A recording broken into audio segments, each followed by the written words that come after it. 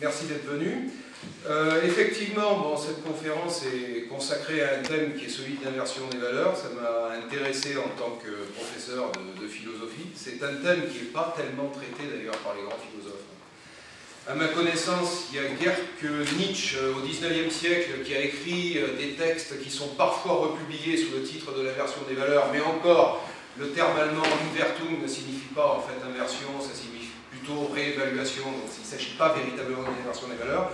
Donc c'est un thème qui est à la fois extrêmement d'actualité et qui n'a pas tellement été traité par les grands philosophes. Et pourtant, on trouve quand même dans la philosophie ancienne et moderne un certain nombre de références à des choses qui nous concernent encore aujourd'hui. Alors je crois qu'en introduction, qu'est-ce que je voudrais dire souvent, bon, on nous reproche, nous, dans les milieux patriotiques, on nous reproche une chose, que ce soit riposte laïque, résistance républicaine, que ce soit égalité-réconciliation, que ce soit les partis politiques patriotiques, souverainistes, ou...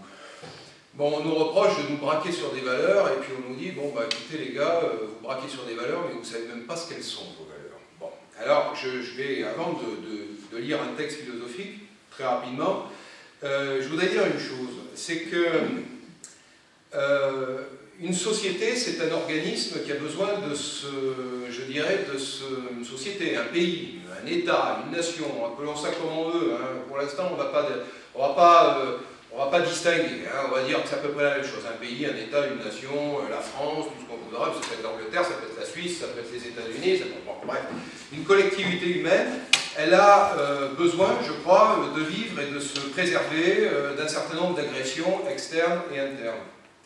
Donc, il y a quand même deux valeurs fondamentales qui sont, d'une part, on va dire, le civisme, c'est-à-dire, en gros, une espèce de vigilance vis-à-vis des agressions internes, et ce que j'appellerais le patriotisme, qui serait une espèce de vigilance vis-à-vis des agressions externes. Et encore, c'est un schéma intellectuel qui n'est pas parfait, hein, parce que, bon, patriotisme, civisme, bon, au bout d'un moment, c'est tellement intriqué l'un dans l'autre que on peut dire que c'est à peu près la même chose. L'un ne va pas sans l'autre. Mais bon, en tout cas, il y a une valeur fondamentale, à mon avis, qui est dans une société digne de ce nom, qui a envie de survivre, de se conserver, de rester tout simplement vivante, c'est d'arriver à se défendre.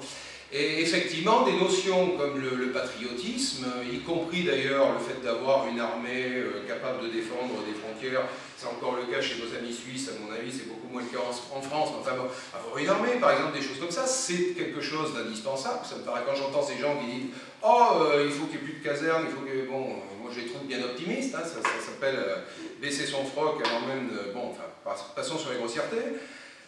Mais de la même façon, on pourrait penser à la légitime défense. Hein. Vous savez qu'en France, la légitime défense, elle est reconnue dans le droit pénal, mais en réalité, elle n'est jamais reconnue. Puisque les magistrats envoient en prison un tour de bras des gars qui sortent des flingues pour se défendre contre des agresseurs. Donc il y a un certain nombre de choses comme ça. Voilà, c'est très simple. Les valeurs, c'est d'abord... les valeurs sont des concepts qui permettent à une société de se maintenir en vie, tout simplement, de se préserver des agressions, quelles qu'elles soient, internes, externes. Il ne s'agit pas ici de tenir un discours qu'on pourrait qualifier de raciste ou quoi. Les agressions sont de toutes sortes. D'ailleurs, au cours de cette conférence, j'aurai l'occasion de dire que, quelque part, le premier agresseur du français de souche, c'est aussi le français de souche, il faut le savoir. J'aurai l'occasion de maintenir cette position. Hein.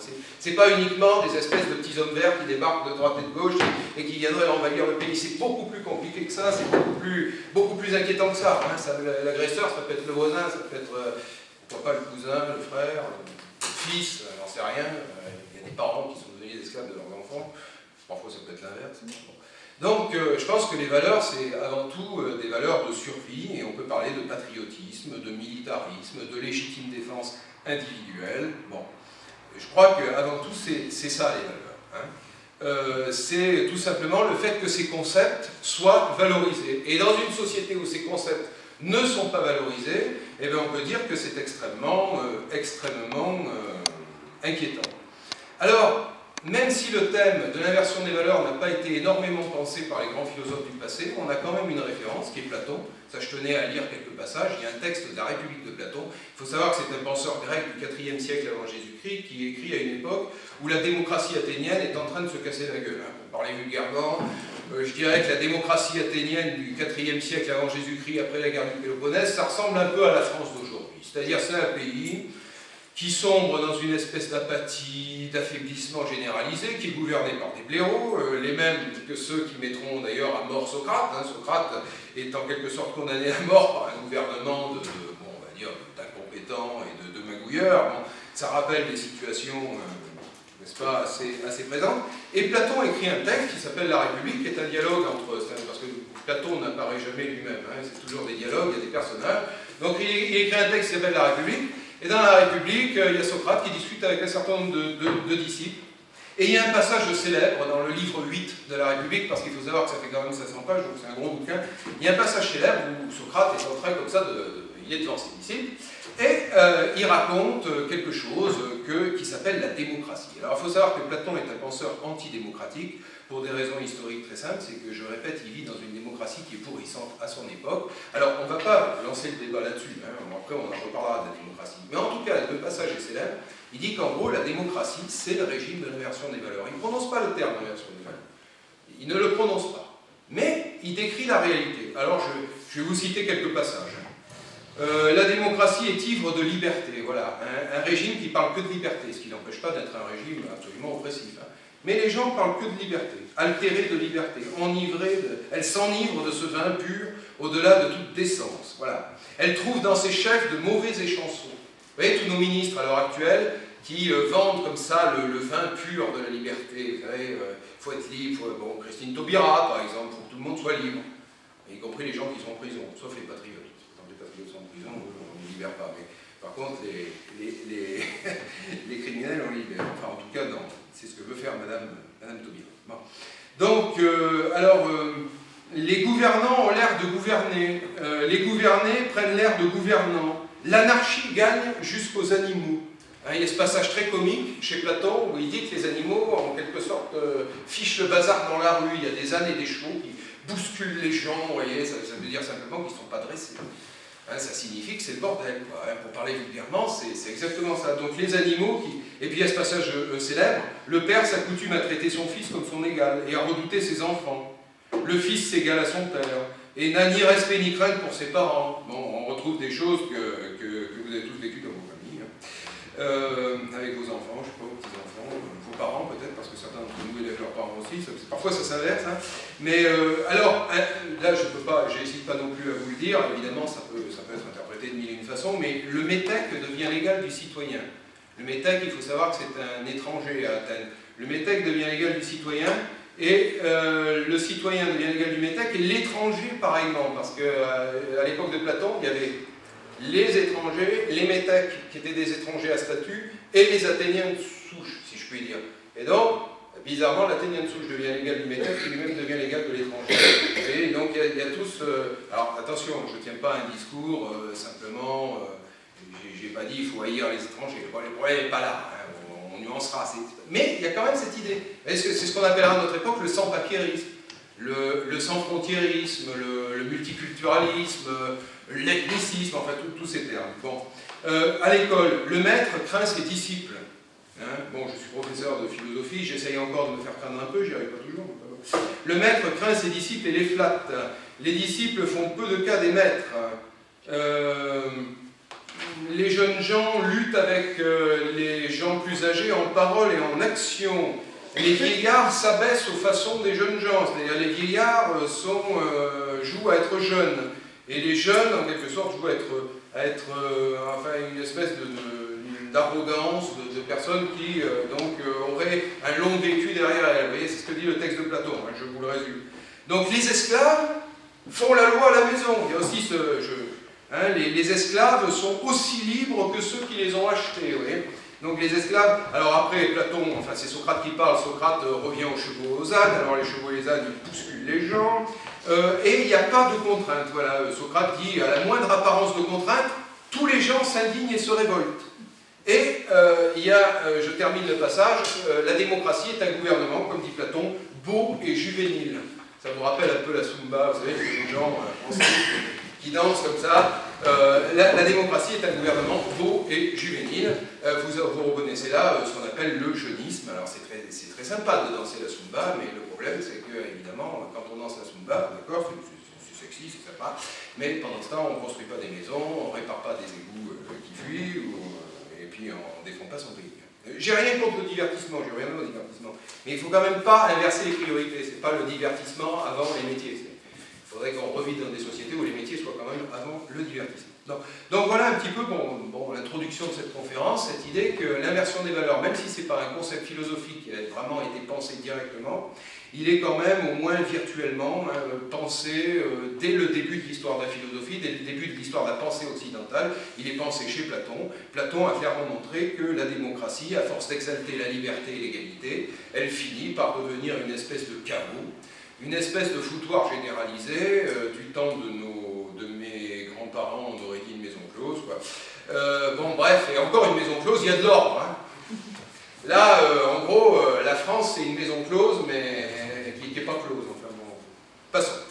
Donc la démocratie devient anarchique et bien évidemment, je termine là-dessus, ce que dit Platon, c'est que cette ambiance d'anarchie va amener tôt ou tard à la tyrannie. C'est-à-dire que, alors Platon pense qu'il y a un mec qui va prendre le pouvoir, qui s'appelle le tyran, un gars très démagogue, qui va se faire élire, qui va prendre le pouvoir, qui s'appelle le tyran. Alors à notre époque, ça serait peut-être pas le tyran, ça serait peut-être des petites tyrannies un peu partout. Ça après, c'est, bon, l'époque de Platon et la nôtre, il y a des petites différences quand même, mais après ce chaos, après cette ambiance d'anarchie généralisée, il y a une tyrannie qui fait régner la terreur, et d'ailleurs, à notre époque, je crois qu'en France et dans finalement, peut-être dans presque tous les pays du monde, on est un peu là, c'est-à-dire que nous avons une exaltation, en tout cas en Europe, c'est extrêmement visible, et en France particulièrement, nous avons une exaltation de la liberté, de l'égalité, tout le monde parle de liberté, d'égalité, de fraternité, tout le monde s'aime, tout le monde s'embrasse sur la bouche, tout le monde se monte dessus, bon, d'accord, très bien. Mais en attendant, ce qui règne, c'est la précarité et l'oppression. Il ne faut pas se leurrer, l'oppression au boulot, l'oppression judiciaire, l'oppression... Je rappelle, bon, je suis un peu connu dans le milieu de riposte laïque, je rappelle que je suis intervenu, par exemple, je ne vais pas ériger ma statue, je suis quand même intervenu dans un meeting qui s'appelait les Assises internationales sur l'islamisation de notre pays.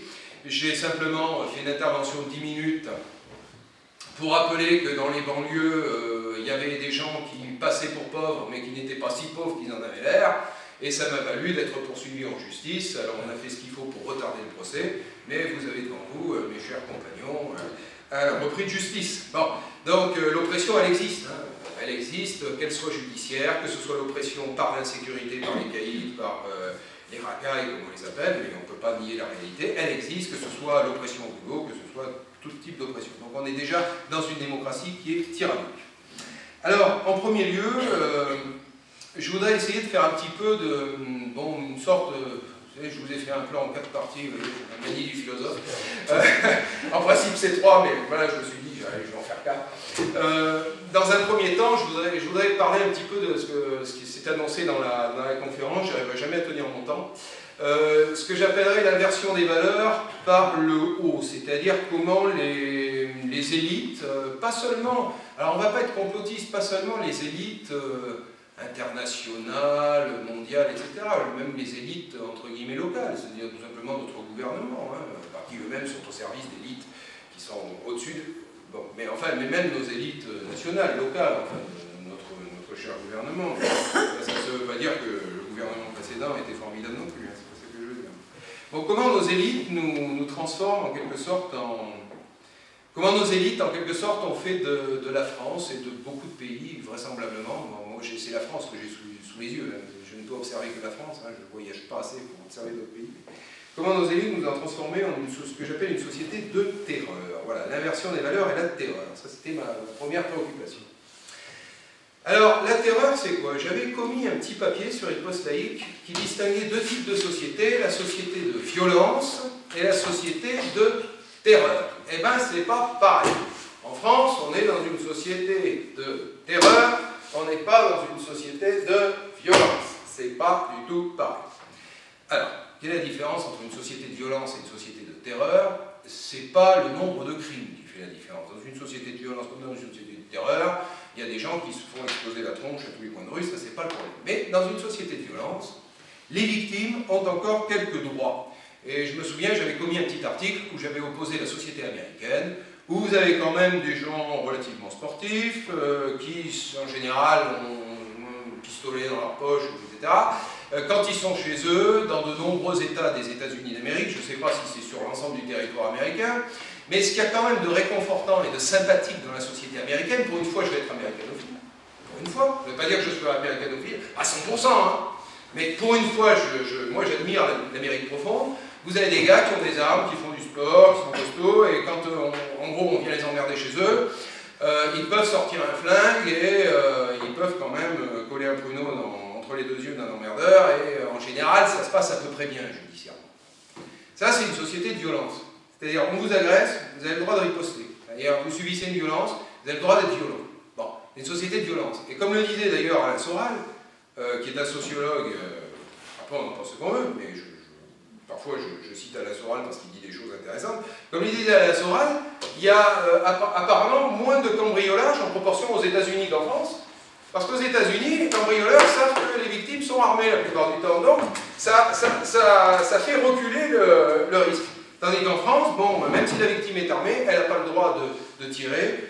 Je vous rappelle le nombre d'affaires où on voit des gens agressés. Alors il y a l'affaire René Galinier, hein, donc un retraité qui a sorti un flingue pour se défendre dans un cambriolage, mais il n'y a pas que l'affaire, ça c'est l'article à chaque fois, il y a plein d'autres affaires exactement les mêmes, où vous avez des victimes d'agression qui sortent des flingues, ils se défendent, c'est reconnu par le droit pénal français, parce que j'ai lu l'article de droit, en théorie ils ont le droit, mais en pratique, les magistrats, on va dire, allez, soyons un peu provocateurs, les magistrats au service du crime, vont coller au gnouf, évidemment, la victime qui a sorti un flingue, sous prétexte qu'elle a blessé un agresseur. Parfois même, j'ai vu une affaire où une personne s'est retrouvée en prison, je n'ai pas vérifié, je ne sais pas si c'est vrai, il me semble qu'il y a une personne qui s'est retrouvée en prison après avoir tiré un coup de fusil en l'air. Donc, vous voyez, ça c'est une société de terreur. Hein, c'est pas du tout la même chose qu'une société de violence. Une société de terreur, c'est quand vraiment vous êtes livré pieds et poings liés, non seulement aux oligarchies, c'est-à-dire aux puissants, aux très riches, bon, ça on en parlera tout à l'heure, mais c'est quand vous êtes livré aussi pieds et poings liés à des gens qui